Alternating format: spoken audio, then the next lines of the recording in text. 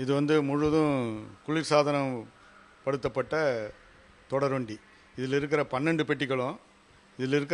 பெட்டிகளும் குளிர்சாதன வசதி கொண்டது. ஒவ்வொரு பெட்டியிலையும் 30 டன் கெப்பாசிட்டி கொண்ட குளிர்சாதன பெட்டிகள் இருக்குது. அதாவது 2 15 டன் கெப்பாசிட்டி கொண்ட குளிர்சாதன பெட்டிகள் இருக்குது. இந்த தொடர்வண்டியில் ஒவ்வொரு பெட்டியிலையும் தானியங்கி கதவுகள், ஆட்டோமேட்டிக் ஸ்லைடிங் டோர்ஸ் இருக்குது. இது ஒரு வகையில் சேஃப்டி ஃபியூச்சர்னு சொல்லலாம். இது வந்து சபர்பன் ட்ராவலுக்காக தயாரிக்கப்பட்ட பெட்டி.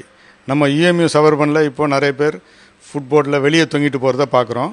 ஆனால் இந்த பெட்டியில் கதவுகள் மூடப்பட்ட பிறகு வண்டி கிளம்புறதுனால அது அவாய்ட் பண்ணப்படும். அது பிறகு இது வந்து ஃபுல்லி ஆன்போர்டு அண்டர்ஸ்லங் கோச். அதாவது ஆன்போர்டில் எந்த எக்யூப்மெண்ட்டும் கிடையாது. எல்லா மின்சார உபகரணங்கள் மீதி எக்யூப்மெண்ட்ஸ் எல்லாமே ரயில் பெட்டிக்கு அண்டர் ஃப்ரேமில் இருக்குது, அடிப்பகுதியில் இருக்கிறதுனால ஆன்போர்டில் எந்த எக்யூப்மெண்ட்டும் கிடையாது. இதனால் இந்த கேங்வே ஃபெசிலிட்டி இருக்குது. ஒயிட் ஸ்ப்ரெட் கேங்வேன்னு சொல்லுவோம். அதனால் 12 பெட்டிகள்லையும் முதல் பெட்டியிலிருந்து 12 பெட்டி வரைக்கும் ஒருத்தர் போக முடியும். இந்த வியூவை நீங்கள் பார்க்கலாம்.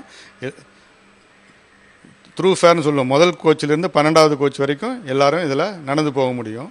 இந்த குளிர்சாதனப்பட்ட பெட்டியாக இருந்தாலும் இதில் ஃபேன்ஸு போட்டிருக்கும். நார்மலாக ஏசி கோச்சில் ஃபேன்ஸ் இருக்காது. இந்த கோச்சில் ஃபேன்ஸ் இருக்குது. அது பிறகு கேமராஸ் இருக்குது. எமர்ஜென்சி டாக்பேக் யூனிட் இருக்குது. இந்த டாக்பேக் யூனிட் மூலமாக அவசர காலத்தில் பயணிகள் டிரைவரோடையும் கார்டோடையும் தொடர்பு கொண்டு அவர்களோட பிரச்சனைகள் என்னன்றதை சொல்ல முடியும். அந்த ஃபியூச்சரு இந்த ஃபியூச்சரு இந்த அண்டர்ஸ்லங் இஎம்இயில் எல்லா பெட்டிகள்லையும் இருக்குது. நார்மல் இஎம்இ பெட்டிகளில் லேடிஸ் கோச்சில் மட்டும் இருக்கும். இந்த தொடர் வண்டியில் எல்லா பெட்டிகள்லையும் இந்த வசதி இருக்குது. இந்த கேமரா ஜிபிஎஸ் பேஸ்டு ஃபெசிலிட்டியோட தொடர்பு படுத்தி இதை உபயோகப்படுத்தலாம். இந்த கேமராக்கள் எப்போவுமே வந்து ஒரு குற்றம் நடந்தால் அது எந்த சூழ்நிலை நடந்தது, யார் நடத்தினாங்க என்றது ரிட்ரீவ் பண்ணுறதுக்காக இது உபயோகப்படுத்துது.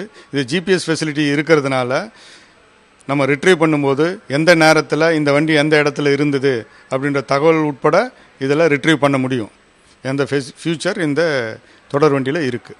அது ஒவ்வொரு பில்டுக்கும் வந்தே பாரத், எல்ஹெச்பி, இஎம்யூ, இந்த மாதிரி அண்டர்ஸ்லங் இஎம்யூ ஒவ்வொரு பில்டுக்கும் என்ன கலர் ஸ்கீம்ன்றது மினிஸ்ட்ரி லெவலில் டிசைட் பண்ணி தான் செய்கிறாங்க.